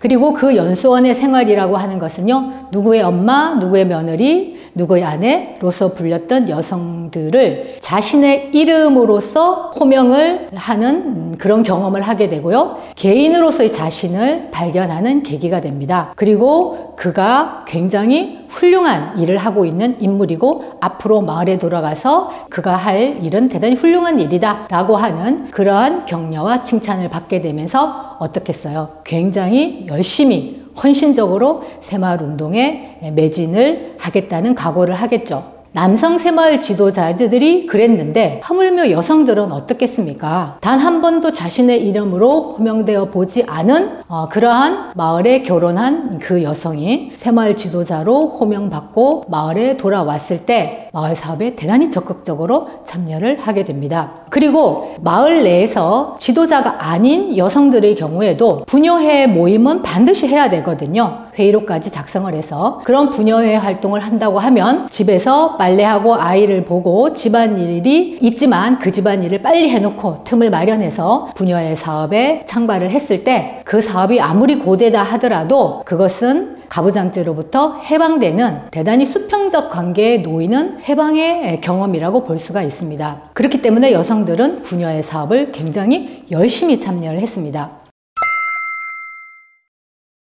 그래서 어떤 마을이고 간에 새마을 운동기에 부녀회는 대단히 활발하게 진행이 되었는데요. 부녀회에서 했던 대표적인 사업은 구판장 사업이 있습니다. 이 구판장 사업은요, 당시 농촌 마을은 도시 지역에서 상당히 멀리 떨어져 있습니다. 그런데 필요한 물건들이 많이 있잖아요. 라면도 필요하고 석유도 필요하고 양초도 필요하고 설탕도 필요하고 밀가루도 필요하고 성냥도 필요하고 이런 비누도 필요하고 이런 이제 물건들이 필요할 때마다 차를 타고 읍내에 가면은 시간과 교통비가 굉장히 많이 들죠. 그렇기 때문에 대부분의 부녀회는 그것을 도매가로 떼와서 구판장에서 팔면서 차액을 부녀회 기금으로 적립했습니다. 사실 새마을 운동기에 청년회도 활동을 하고 마을 회의도 있지만은요, 돈을 벌 수 있는 구조는 부녀회밖에 없다라고 볼 수 있습니다. 부녀회는 막걸리를 팔기도 하고요. 이런 부녀회의 구판장 사업이죠. 구판장 사업을 통해서 부녀회는 자금을 축적했고요. 그 자금은 새마을 운동 시기에 사실 자기 마을의 자본을 쓰지 않으면은요, 우수 마을이 될 수가 없습니다. 정부가 주는 건 뭐라 그랬나요? 시멘트와 철근, 우수 마을인 경우에는 대통령 하사금 150만 원. 그거 가지고 그 다음 사업을 잘할 수가 없죠. 네, 그런 경우에 자신의 마을에서 자본을 내야 되는데요. 그 자본을 줄 수 있는 곳은 바로 부녀회 뿐이었죠. 물론 이제 마을 주민들의 헌금도 받지만은요. 네, 그렇기 때문에 부녀회를 처음에는 무시했지만 마을 회관을 짓는데 부녀회에서 이렇게 헌금을 딱 내니까, 부녀회 기금을 딱 내니까 마을 남성들이 부녀회를 무시할 수 없죠. 그렇게 되고 여성들도 마을 내에서 굉장히 목소리를 이제 낼 수 있었습니다. 이렇게 구판장 사업만 한 것이 아니라 부녀회 명의로 공동 밭을 빌려서 거기에서 시간 날 때마다 담배를 키운다든지 이런 특용 작물을 재배한다든지 그러한 방식으로 해서 도덕 사업을 만들어 가지고 부녀회 기금을 확대해 갔습니다. 네, 그렇기 때문에 이 부녀회 기금 없이는 새마을 성공 사업을 성공시킬 수가 없었다. 그런 점에서 부녀회는 혹은 마을 여성들은 마을 내 공적 공간에서 확실한 지위를 얻게 되었다라고 볼 수가 있습니다. 또 부녀회에 여성들이 많이 참여하게 된 계기는요, 바로 저축이었습니다. 절미저축이라고 사진을 보시면은요, 이 항아리를 들고 여성들이 있죠. 그러니까 밥을 할 때마다 조금씩 쌀을 덜어서 이걸 가지고 저축을 해서 여성 이름별로 통장을 만들어서 주었습니다. 이 통장에서 액수가 증가되어서 일정한 액수가 되었을 때 여성들은 자신의 이름으로 된 통장에서 돈을 받을 수가 있었습니다. 목돈을 마련할 수가 있었죠. 지금 생각하면 가계부를 쓰고 소비를 하는 것은 여성의 일이라고 생각하지만은요, 농촌 지역에서 70년대까지도 여성들은 경제적 주체가 되지 못했습니다. 그러니까 장을 보거나 이런 것도 남성들의 일이었거든요. 여성들이 돈을 만지지 못했던 그런 상황에서 이 부녀의 저축을 통해서 여성들은 목돈을 마련할 수가 있었고요. 그걸 가지고 그때 당시에 유행했던 싱크대라든지 그 다음에 여성들이 필요한 밥통, 보온밥솥이라든지 또 더 나아가서 냉장고라든지 찬장이라든지 석유 골로라든지 이렇게 다양한 본인이 필요로 하는 주방용품을 살 수 있었습니다. 그렇기 때문에 여성들은 부녀회 사업을 하면 대단히 신이 났죠. 적극적이었죠. 네, 이런 물질적인 경제적인 이유도 있었습니다.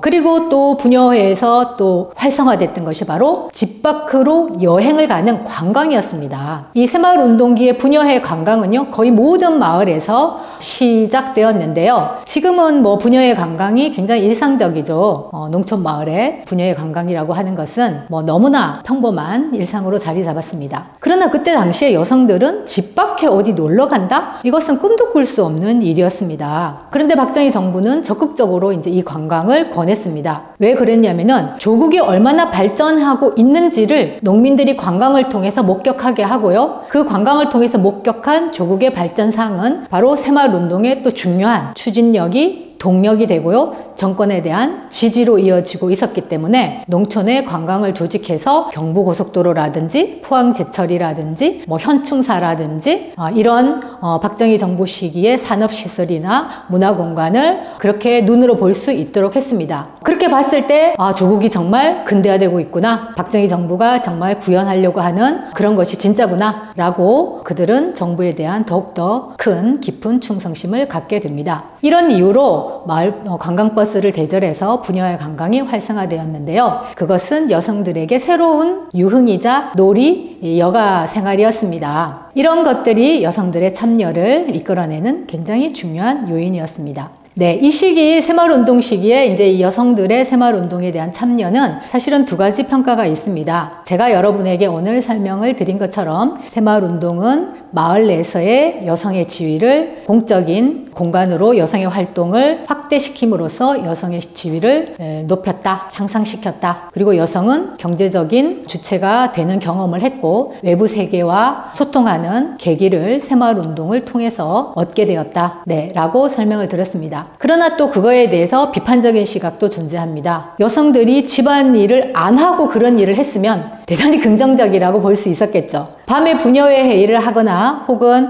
어떤 새벽에 부녀회에서 마련한 그 밭에 공동 경작을 가기 위해서는 해야 되는 집안일을 모두 다 하고 농사일과 집안일을 모두 다 하고 추가로 부녀회 활동을 해야 됐습니다. 앞에서 이제 사진에서 지금 보시면은요, 뭐 시멘트로 이렇게 블록을 만들어서 하는 공사 현장이라든지 길 만드는 현장에 여성들이 전부 다 이고 나르면서 이 사업을 진행을 하거든요. 이런 토목공사 현장의 잡부의 역할을 여성들이 무상으로 다 하게 됩니다. 이런 일들을 다 하는 것은 기존에 했던 여성의 일도 굉장히 가혹한 노동이었는데 거기에 추가로 박정희 정부는 여성의 노동력을 동원했다. 그렇기 때문에 70년대 여성은 대단히 가혹한 노동 상황에 농촌 여성들이 놓여 있었다라고 평가를 합니다. 사실은 두 평가 모두 일정한 역사적 객관성을 담고 있다라고 볼 수가 있습니다. 저는 어느 편이냐고요? 저는 그래도 여성의 지위가 향상됐다. 새마을운동이 가지는 긍정적인 측면 중에 하나로 농촌 여성의 지위 향상을 꼽고 싶습니다. 오늘 강의는 이렇게 새마을운동과 여성에 대해서 살펴보았습니다. 그러면은 이제 마지막 강의에서는요, 과연 새마을운동이 농촌의 소득 증대에 기여했느냐? 네, 이 부분에 대해서 살펴보도록 하겠습니다.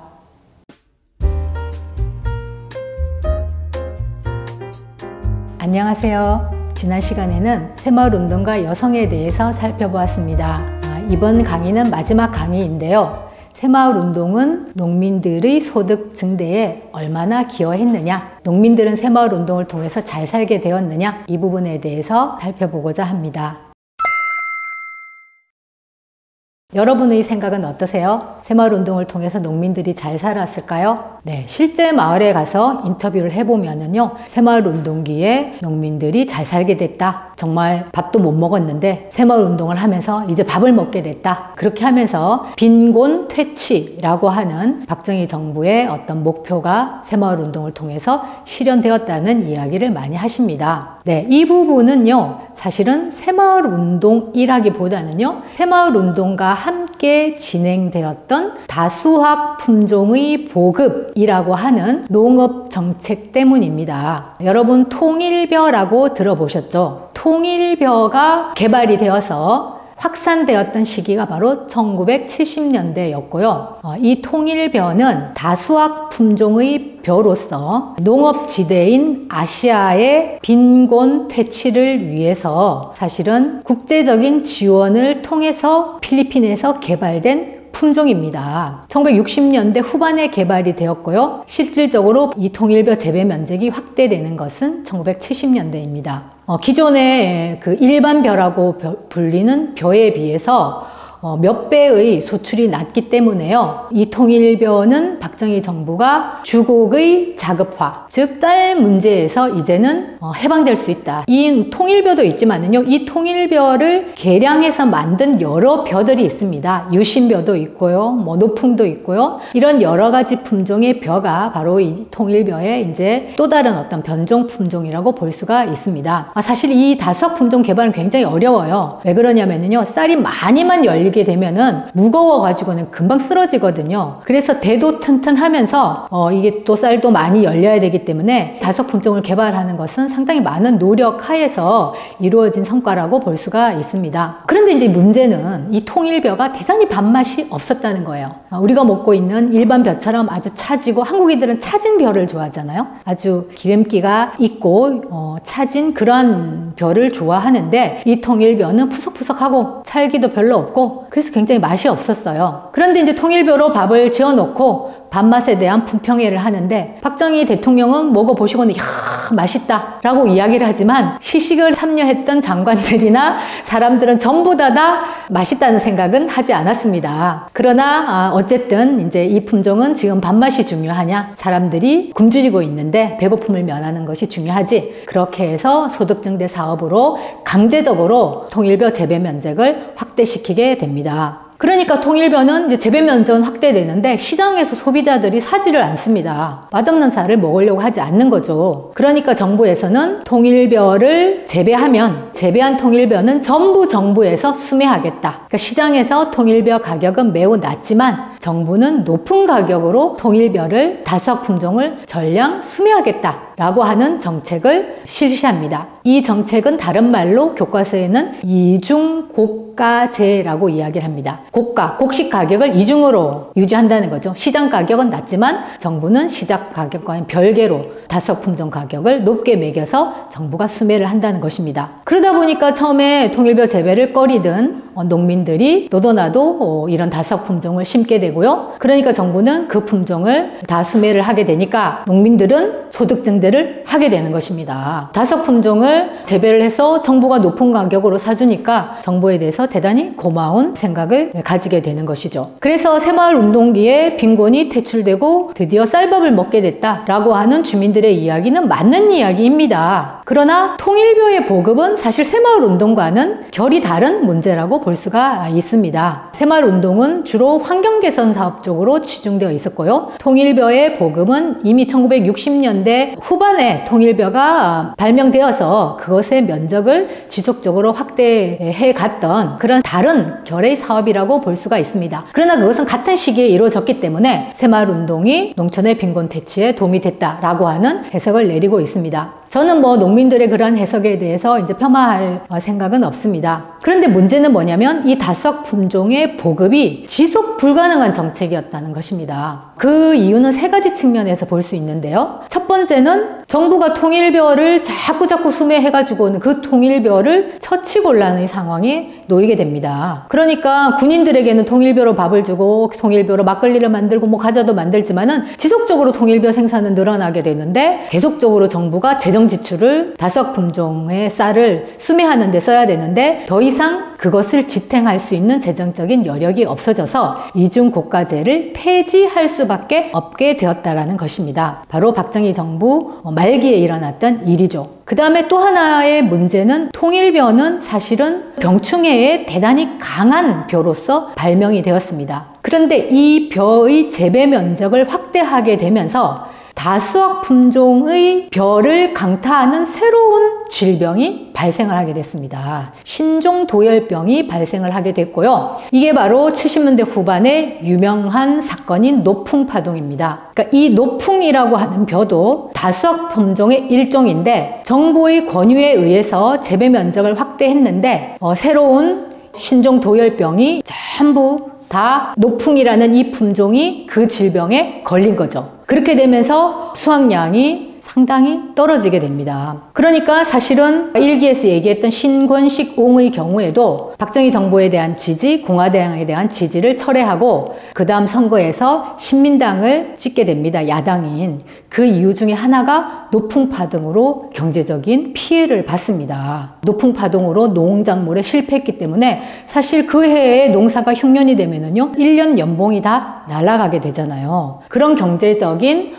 손해를 보게 되는데요. 이처럼 새로운 자연의 어떤 역습인 것이죠. 자연에 존재하지 않는 새로운 유전자 조작벼가 등장했는데 새로운 그 유전자 조작 품종만을 습격하는 새로운 질병이 생겨났다라고 하는 것입니다. 그 다음에 이제 세 번째는 뭐냐면은요. 사람들이, 소비자들이 외면했다. 이제 우리 농업이라고 하는 것은 무조건 많이 생산한다고 해서 중요한 것이 아니라 소비자, 요즘 유행하는 말이 있잖아요. 소비자의 니즈? 고객의 니즈라는 말이 많이 하잖아요. 어느 정도 경제적으로 경제 발전을 하게 되면서 사람들은 뭐 맛있고 좋은 것을 찾게 되는데요. 통일벼 이 다섯 품종의 미질이라고 하는 것은 소비자의 입맛에 대단히 맞지 않았습니다. 그렇기 때문에 맛없는 벼를 소비하지 않는데 굳이 그 품종을 심을 이유가 없었던 것이죠. 이 세 가지 이유 때문에 다수학 품종은 1970년대에만 권장되고 재배되었지 그 이후에는 역사 속으로 사라지게 되었다라고 볼 수가 있습니다.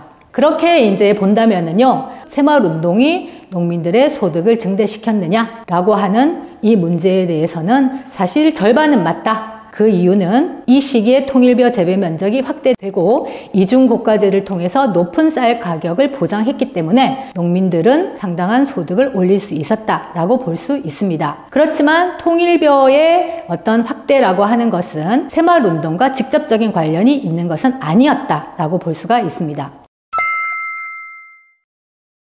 그렇다면 새마을 운동의 직접적인 소득 증대 효과는 어떤 것이었느냐? 사실은 지금까지의 연구 성과에 의하면은 그것은 대단히 부정적입니다. 그러니까 새마을 운동이 성공했던 가장 큰 요인은요, 그 앞에서 얘기한 시멘트의 무상 분배였습니다. 그러니까 시멘트를 무상으로 분배해주고 시멘트로 할 수 있는 모든 사업은 새마을 운동 시기에 다 진행이 됐습니다. 시멘트로 우물을 개수하고, 시멘트로 팔레트를 만들고, 시멘트로 담장을 바꾸고, 뭐 시멘트로 하수구를 개수하고 등등 이 시멘트를 이용할 수 있는 모든 것들은 대단히 성공적으로 했는데요. 그 부분을 요약해서 말하자면 환경 개선은 놀라울 정도로 이루어졌다라고 볼 수 있습니다. 물론 이거에 대해서도 부정적인 견해가 상당히 많습니다. 왜냐하면은 시멘트와 슬레이트 지붕이라고 하는 것은 새마을 운동 시기에 농촌의 경관을 근대적인 것이라고 바꿨는데 그것이 과연 바람직한 방향이었느냐. 우리나라 농촌 풍경은 초가이기는 했지만은요, 아주 굴곡진 어떤 산과 자연 환경과 초가집, 굴곡진 길이라고 하는 것이 대단히 낭만적이고 서정적인 그런 풍경이었는데요. 직선으로 만들어진 길, 일률적인 슬레이트 빨강, 초록, 파랑 지붕, 그리고 시멘트로 만들어진 담장. 여러분 어떠세요? 지금 박정희 스타일이라고 하는 것이죠.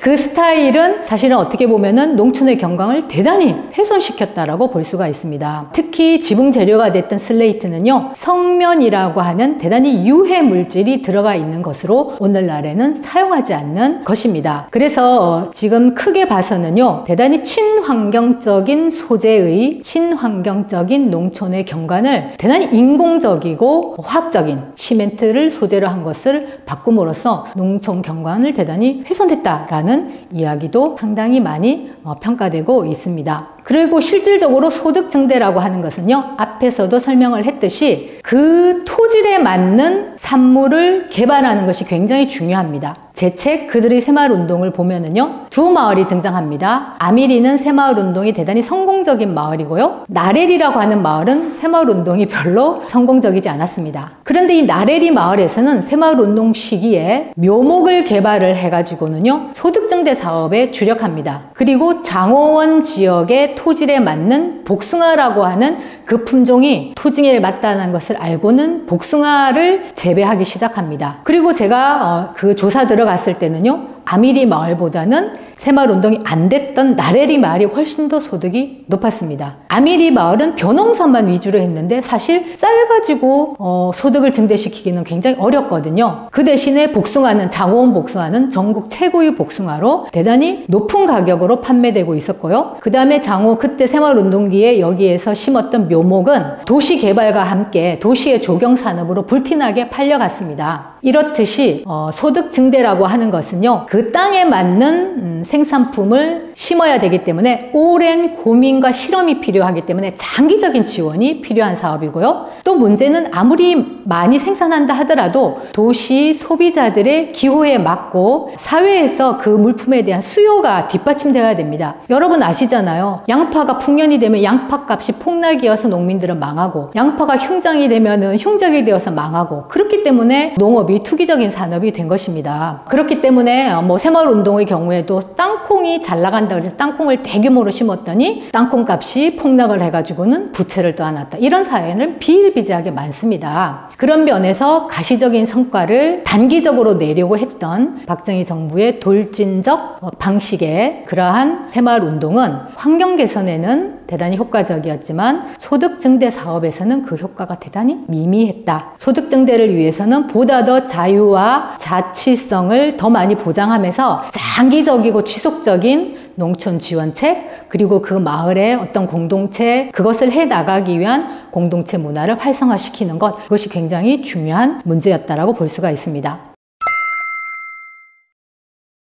마지막으로 또 여러분들에게 설명을 드릴 것은요, 공동체성인데요. 새마을운동은 사실 농촌마을의 공동체성을 극도로 활용한 것입니다. 마을 단위로 경쟁을 붙여서 성공하는 마을에게는 대통령 하사금을 지원했고요. 그러한 경쟁 관계 때문에 마을은 똘똘 뭉쳐가지고 이 사업에 참여했습니다. 그런데 새마을운동에서 궁극적으로 원했던 것은 뭐냐면요, 자본주의적 이윤을 추구하도록 한 것이거든요. 자본주의적 이윤을 추구하도록 하는데 그 주체가 개인이 아니라 마을에게 부여했을 따름인 것이죠. 그러니까 최근에 나오는 새마을운동의 연구들은 새마을운동을 통해서 마을과 농민이 변했다. 어떻게 변했냐? 공동체적으로 변한 게 아니에요. 공동체를 위해서 나를 희생하는 것이 아니라 나의 이윤을 위해서 공동체는 문제 삼지 않는, 즉 이웃에게 싼 가격에 땅을 팔래, 아니면은 서울에서 내려온 업자에게 비싼 가격에 땅을 팔래 하면은 새마을운동이 잘된 마을은 서울에서 내려온 부동산 업자에게 비싼 값으로 땅을 판다. 즉 이윤에 훨씬 더 예민해진, 이윤을 추구하는 자본주의적 농민이 되었다라고 하는 것입니다. 그렇기 때문에 공동체를 동원해서 성공시킨 이 운동을 통해서 마을 공동체는 훨씬 더 급속하게 해체되어 나갔다는 것. 두레라든지 이런 공동체 문화, 마을에 있었던 장승, 이러한 민중문화제도 미신이라고 해서 새마을운동기에 나무가 베어지고 장승이 베어지는 그런 공동체적 상징물이 사라져가게 됩니다. 그러니까 근대화라고 하는 것이 전통적으로 유지되었던 농촌 공동체 문화를 급속히 와해시켜갔다라고 볼 수 있기 때문에 대단히 아이러니한 상황이 발생을 한 것이죠. 공동체를 강화시키려고 공동체의 강화를 목표로 했던 이 운동은 개인주의, 이윤을 추구하는 농민을 만들어냄으로써 농촌 공동체 문화를 급속히 와해시켰다라고 볼 수가 있습니다.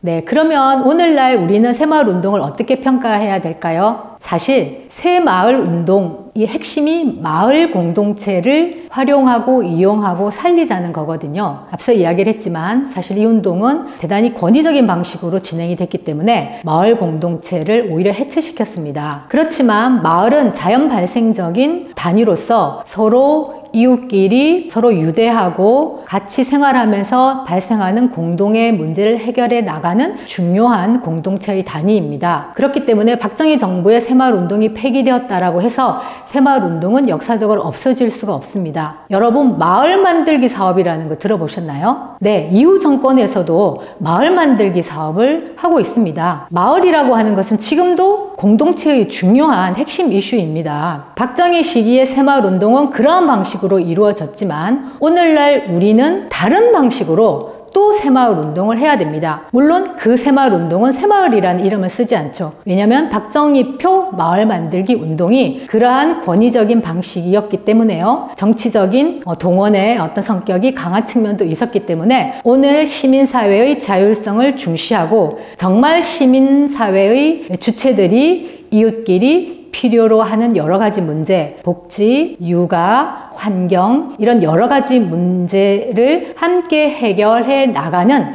그런 공동체를 만드는 것은 도시와 농촌 모두의 지속적인 과제라고 볼 수가 있습니다. 그래서 박정희의 새마을운동은 끝났지만 우리 시대의 새마을운동, 우리 시대의 마을운동은 여전히 중요한 과제이고요. 여전히 우리가 공동체를 만든다고 했을 때 핵심 키워드로서 마을을 만드는 문제를 중요시해야 된다고 생각합니다. 그것을 위해서 박정희 시기 새마을운동을 우리는 잘 살펴보면서 긍정성과 지향점을 찾아야 될 것인지 생각해 본다면 오늘날 우리에게 주어진 마을 공동체를 만드는 문제에서 좋은 참고가 되지 않을까 생각합니다. 여러분, 긴 시간이었지만은요, 이 정도로 여러분에게 농촌 새마을 운동에 대해서 다양한 측면을 말씀드렸습니다. 이상으로 강의를 마치겠습니다.